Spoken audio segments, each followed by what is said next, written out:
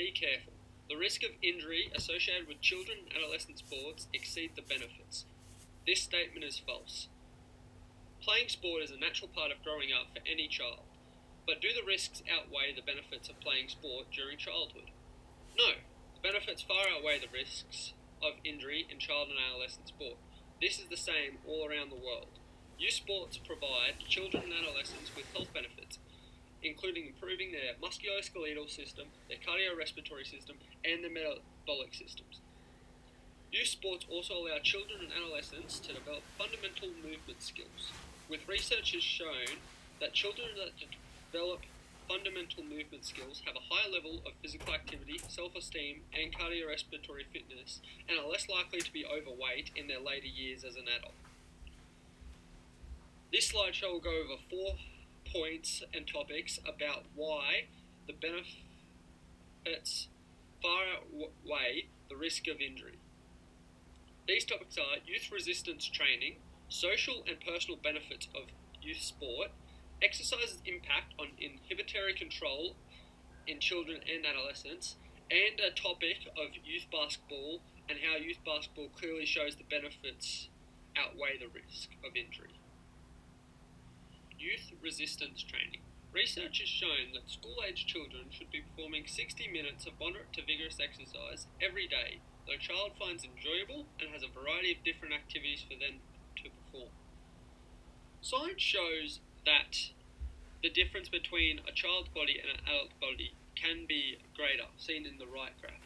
But what it doesn't talk about is the difference that their body can maintain this level of exercise, shown by the right graph, in comparing max O2 uptake compared to their body weight as they grow in age. So the right graph shows that their bodies can maintain this oxygen uptake compared to their weight, so they can still perform at that level, despite the fact that they have smaller hearts, resulting in smaller stroke volumes than a fully grown adult. But children can compensate this with an increase in heart rate.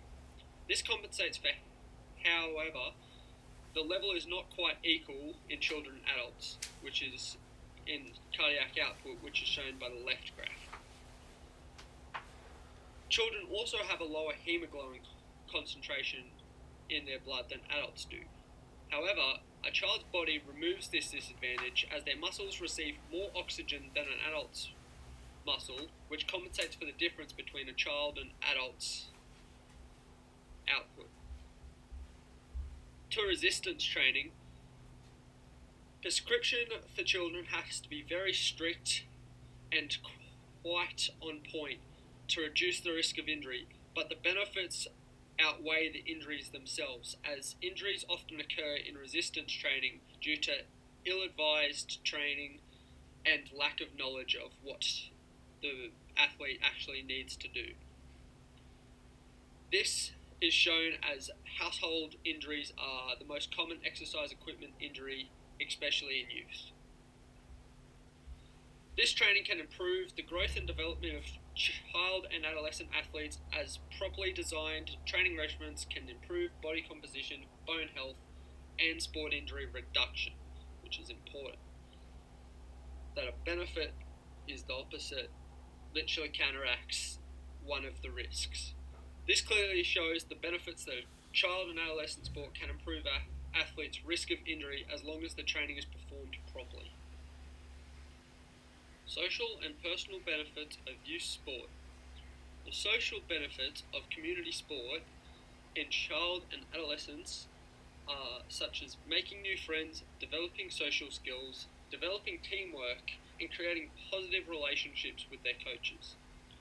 Where on the other hand, personal benefits include enjoying exploration, learning emotional control, performing well academically, keeping busy, managing weight, gaining confidence, and discipline, which can all be achieved by playing community sport.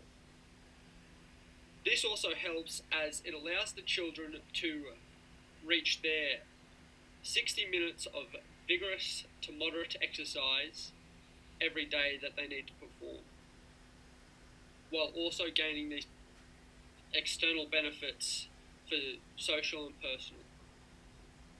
This can be seen in America as 50% of kids that were surveyed who were playing basketball said that one of the reasons they started playing basketball was due to the social element that you can modify basketball games to have as little or as many people playing the game as possible, which can be seen during the 2-on-2 games, 3-on-3 games, 4-on-4 or 5-on-5 at an actual level that they can be played, allowing inclusiveness with everyone, creating a good social environment which can be good for one's mental health. Exercise's impact on inhibitory control in children and adolescents. Exercise can affect inhibitory control of children and adolescents. This is shown through research displaying slight increases in children and adolescents' accuracy in their inhibitory control.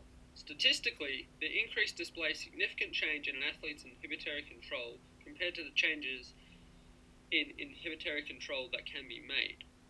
One thing that sport develops is a person's ability to make a decision, but research has actually shown that exercise can develop the P300 wave in an athlete's brain. The P300 wave is what allows a person to make that decision, either faster or slower. This can be seen in the research here, showing two result table graphs on the left and the right. Left for incompatible and the right for compatible.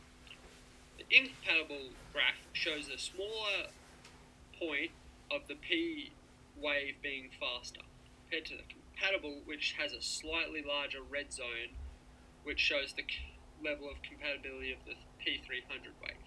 This is further emphasized by the eye graph, which is seen below, where the deeper red is showing greater increases in reaction time and P-wave activatability between the pre and the post tests. Clearly seen as the pre-tests have less dark red, displaying weaker increased times compared to the post-tests of both incompatible and compatible, with the changes that are made, displaying better results and faster reaction times and P-wave result. Youth basketball. Basketball requires athletes to develop such skills as motor coordination, strength, speed, agility, power, flexibility, and endurance, while also allows youth athletes to develop physical benefits such as bone mineral density, improvements in musculoskeletal systems, cardiorespiratory system, and metabolic systems.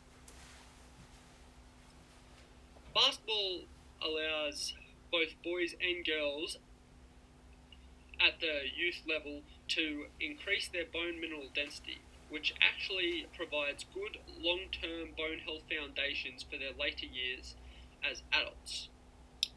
Youth basketball also provides social benefits, as it is an inclusive game which can be seen through the adaptability of the game changing from 2v2 all the way through to 5v5 at an Olympic level.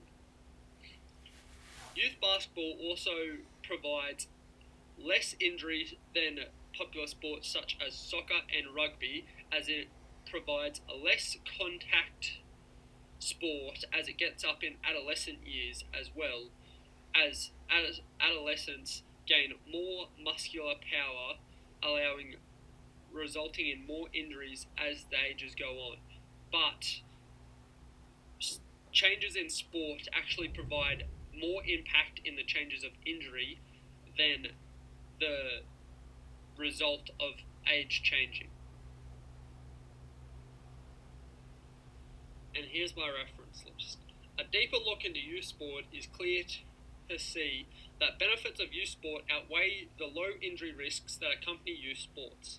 This shows the benefits of youth sport are well documented and explained why organised youth sport is increasing in popularity around the world.